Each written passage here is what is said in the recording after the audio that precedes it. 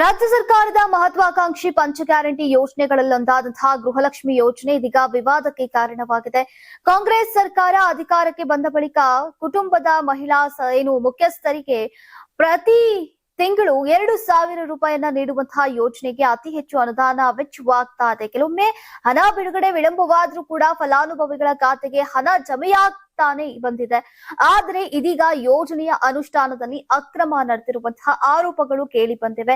ಮೃತಪಟ್ಟ ಫಲಾನುಭವಿಗಳ ಖಾತೆಗೂ ಕೂಡ ಹಣ ಜಮೆಯಾಗ್ತಾ ಇತ್ತು. ಅದನ್ನ ಕೆಲವರು ದುರುಪಯೋಗ ಪಡಿಸಿಕೊಳ್ತಾ ಇದ್ದಾರೆ ಎಂಬ ಮಾಹಿತಿ ಬೆಳಕಿಗೆ ಬಂದಿದೆ. ಈ ಹಿನ್ನೆಲೆಯಲ್ಲಿ ಈಗ ದಾವಣಗೆರೆ ಜಿಲ್ಲೆಯಲ್ಲಿ ಅಧಿಕಾರಿಗಳು ಪರಿಶೀಲನೆ ಮತ್ತು ತನಿಖೆಯನ್ನ ಆರಂಭಿಸಿದ್ದಾರೆ. ಇನ್ನು ದಾವಣಗೆರೆ ಜಿಲ್ಲೆಯಲ್ಲಿ ಒಟ್ಟು 3,74,581 ಮಹಿಳೆಯರು ಗೃಹಲಕ್ಷ್ಮಿ ಯೋಜನೆಯ ಫಲಾನುಭವಿಗಳಾಗಿದ್ದಾರೆ. ಇವರಲ್ಲಿ ಇದುವರೆಗೂ 3,885 ಮಹಿಳೆಯರು ಮೃತಪಟ್ಟಿರುವಂತಹ ಮಾಹಿತಿ ಲಭ್ಯವಾಗಿದೆ. ಆದ್ರೂ ಕೂಡ ಅವರ ಖಾತೆಗಳಿಗೆ ಯೋಜನೆಯ ಹಣ ಜಮೆಯಾಗ್ತಾ ಇರುವಂತಹ ಆರೋಪ ಕೇಳಿಬಂದಿದೆ.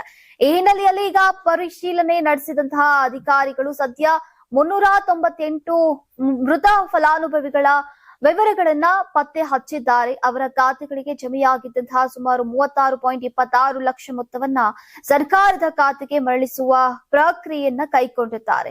ಇನ್ನು ಮೃತರ ಖಾತೆಗಳಿಗೆ ಜಮೆಯಾದ ಹಣದಲ್ಲಿ ಬಹುತೇಕ ಮೊತ್ತವನ್ನ ಅವರ ಸಂಬಂಧಿಕರೇ ಎಟಿಎಂ ಕಾರ್ಡ್ಗಳ ಮೂಲಕ ವಿತ್ಡ್ರಾ ಮಾಡಿರುವುದು ಈಗ ತನಿಖೆಯಲ್ಲಿ ಬೆಳಕಿಗೆ ಬಂದಿದೆ. ಇನ್ನು ನಿಯಮಾನುಸಾರವಾಗಿ ಫಲಾನುಭವಿಗಳ ಮೃತಪಟ್ಟ ನಂತರ ಅವರ ಖಾತೆಯಿಂದ ಯೋಜನೆಯ ಹಣವನ್ನ ಬಳಸೋಕೆ ಅವಕಾಶವಿಲ್ಲ. ಆದ್ರೂ ಕೂಡ ಹಲವರು ಹಣವನ್ನ ಪಡೆದುಕೊಂಡಿರೋದ್ರಿಂದ ಅಧಿಕಾರಿಗಳಿಗೆ ತಲೆನೋವಾಗಿ ಪರಿಣಮಿಸಿದೆ.